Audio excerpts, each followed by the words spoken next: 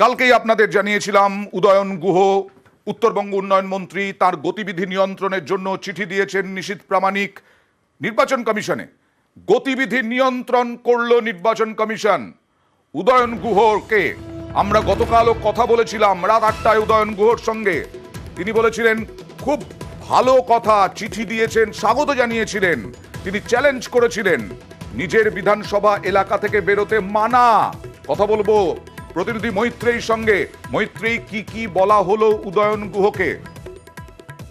উদয়ন গুহকে বিষয় সম্পর্কে যে এনসিসির যে গাইডলাইন রয়েছে সেটা সম্পর্কে তাকে রিমাইন্ড করা হয়েছে এবং তার সঙ্গে সঙ্গে কিন্তু তাকে নির্দেশ দেওয়া হয়েছে যেন এনসিসি নিয়ম অনুযায়ী তিনি তার বিধানসভা কেন্দ্র তার বাইরে না বেরোন, অর্থাৎ তার গতিবিধি নিয়ন্ত্রণের কথা কমিশন জানিয়েছেন এবং ভোট চলাকালীন তার গতিবিধি নিয়ন্ত্রণে রাখা, অর্থাৎ তার যে বিধানসভা কেন্দ্র দিনহাটা বিধানসভা কেন্দ্রের বাইরে তিনি বেরোতে পারবেন না। কমিশন সেটা তাকে সাবধান করে আবারও মনে করিয়ে দিয়েছেন এনসিসি গাইডলাইন উল্লেখ করে। মৈত্রেয়ী, তার মানে বিধানসভা এলাকা থেকে বেরোতে পারবেন না, বিধানসভা এলাকা তার বিধানসভা এলাকা, সেখান থেকে বেরোতে পারবেন না, যেটা নিশীথ প্রামাণিক দাবি করেছিলেন যে বুথ এলাকা থেকে, সেইটা তার মানে নির্বাচন কমিশন জারি করলো না। দেখো, এখনো পর্যন্ত কিন্তু নির্বাচন কমিশনের তরফ থেকে বুথ এলাকায় তাকে সীমাবদ্ধ রাখা বা তার গতিবিধি তার বুথ এলাকার মধ্যেই তার গতিবিধি নিয়ন্ত্রণ থাকুক এমন কোনো নির্দেশ দেওয়া হয়নি এখনো পর্যন্ত। তবে এখনো পর্যন্ত আমরা কমিশন সূত্রে যেটা জানতে পারছি যে তারা সতর্ক করেছে দিনহাটা এলাকার বাইরে যাতে তিনি না বেরোন। বেশ, ধন্যবাদ। অর্থাৎ উদয়ন গুহ দিনহাটা এলাকা থেকে বেরোতে পারবেন না, সতর্ক করা হলো উদয়ন গুহকে।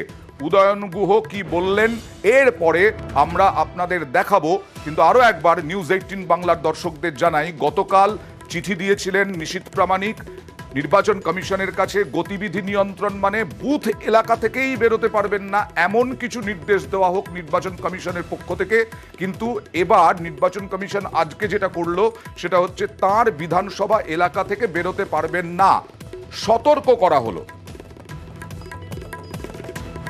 সতর্ক উদয়ন গুহর, এ নিয়ে আমরা বক্তব্য শোনাবো। নিজের বিধানসভা এলাকা মানে দিনহাটা থেকেই তিনি বেরোতে পারবেন না, এটাই নিয়ম। কিন্তু তাও সতর্ক করল নির্বাচন কমিশন। এবং উদয়ন গুহ, তার বিরুদ্ধে বিজেপির অভিযোগ। আমরা প্রশ্ন তুলেছিলাম যে বিজেপির কি জগদীশ বসুনিয়া, যিনি তৃণমূলের প্রার্থী, তিনি কাঁটা নন? কাঁটা আসলে বিজেপির কোনোভাবে কি উদয়ন গুহ?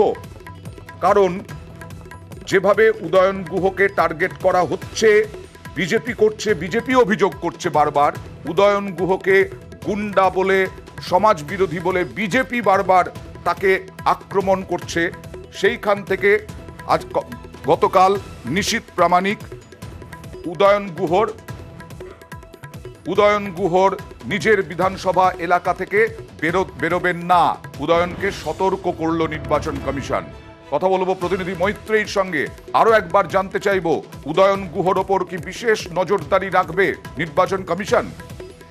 দেখো অয়ন, গতকালই যেরকম পুলিশ অবজারভারের কাছে লিখিত অনুরোধ জানিয়েছিলেন নিশীথ প্রামাণিক যে উদয়ন গুহর গতিবিধি নিয়ন্ত্রণ করা হোক, তার বুথ এলাকার মধ্যেই তার গতিবিধি নিয়ন্ত্রণ করা হোক, তেমন তিনি আবেদন জানিয়েছিলেন। এবং তারপরেই আমরা যেটা জানতে পারছি কমিশনের তরফ থেকে উদয়ন গুহকে তার যে এনসিসি গাইডলাইন মেনে তার যে গতিবিধি থাকার কথা সেটাকে তাকে আবার রিমাইন্ডার দেওয়া হয়েছে এবং সেই গতিবিধি তাকে নিয়ন্ত্রণ করতে বলা হয়েছে। অর্থাৎ তিনি তার নিজের যে বিধানসভা এলাকা অর্থাৎ দিনহাটা এলাকার বাইরে তিনি বেরোতে পারবেন না, তেমনটাই কিন্তু বলা হয়েছে নির্বাচন কমিশনের তরফ থেকে।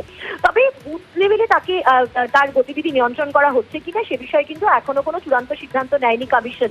আগামী সময় যেহেতু ভোট শুরু হতে এখনো বেশ কিছুক্ষণ সময় বাকি রয়েছে, ফলে সেখানে আগামী পর্যায়ে দাঁড়িয়ে তারকে আরো রেস্ট্রিক্ট করা হয় কিনা তার মুভমেন্ট সেটা কিন্তু বোঝা যাবে আর কিছুক্ষণ পরে যে কমিশন আরো কোনো বৃহত্তর পদক্ষেপ করছে কিনা। তবে আপাতভাবে এখনো পর্যন্ত তাকে এনসিসি গাইডলাইনের কথা উল্লেখ করে তাকে মনে করিয়ে দেওয়া হয়েছে যে তিনি যেহেতু একজন জনপ্রতিনিধি এবং তিনি তার যে এলাকা অর্থাৎ দিনহাটা এলাকা তার বাইরে তিনি বেরোতে পারবেন না, যেটা মডেল কোড অফ কন্ডাক্ট অনুযায়ী রয়েছে এবং সেখানেই তাকে তার গতিবিধি নিয়ন্ত্রণে রাখতে হবে, তার বাইরে তিনি বেরোতে পারবেন না। এবং তেমনটাই কিন্তু তাকে জানিয়ে দেওয়া হয়েছে, অর্থাৎ উদয়ন গুহকে জানিয়ে দেওয়া হয়েছে। অনুরোধ ছিল তাকে তার বুথ এলাকার মধ্যেই তাকে রেস্ট্রিক্ট করে রাখা, নিশীথ প্রামাণিকের তরফ থেকে অনুরোধ করা হয়েছিল। তবে তিনি সেটা পুলিশ অবজারভারকে অনুরোধ করেছিলেন। আমরা জানি এখন পুলিশ অবজারভার এবং জেনারেল যে স্পেশাল অবজারভার তারা দুজনে এই মুহূর্তে উত্তরবঙ্গে রয়েছেন এবং তাদের কাছে এই অভিযোগ জানিয়েছিলেন এবং সেই বিষয়টা জাতীয় নির্বাচন কমিশনের কাছে তারা তুলে ধরেন এবং তারপরেই কিন্তু এই রিমাইন্ডার পাঠানো হয়েছে বা এই নির্দেশ পাঠানো হয়েছে কমিশনের তরফ থেকে বলে আমরা জানতে পারছি কমিশন সূত্রে। আমরা কিছুক্ষণের মধ্যে উদয়ন গুহর বক্তব্য দেখাবো। উদয়ন গুহ বলছেন বিধায়ক হিসেবে তিনি থাকতেই পারেন নিজের বিধানসভায়, এটা নর্মাল, উনি সেটাই করবেন। বাকি 6টা বিধানসভায় 6 জন আলাদা লোক দায়িত্বে আছে। দেখুন, এখন সুবিধে অসুবিধে আমার কিছু নেই। সুবিধে অসুবিধে হচ্ছে সব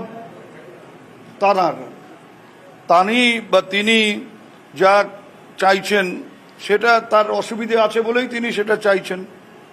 নাহলে আমি তো বলিনি যে অমুককে গৃহবন্দী রাখা হোক কি অমুককে এত গাড়ি নিয়ে বেরোতে দেওয়া যেন না হয় সেদিকে কমিশন লক্ষ্য রাখুক। আমি কমিশনের কাছে কোনো দাবিই রাখিনি।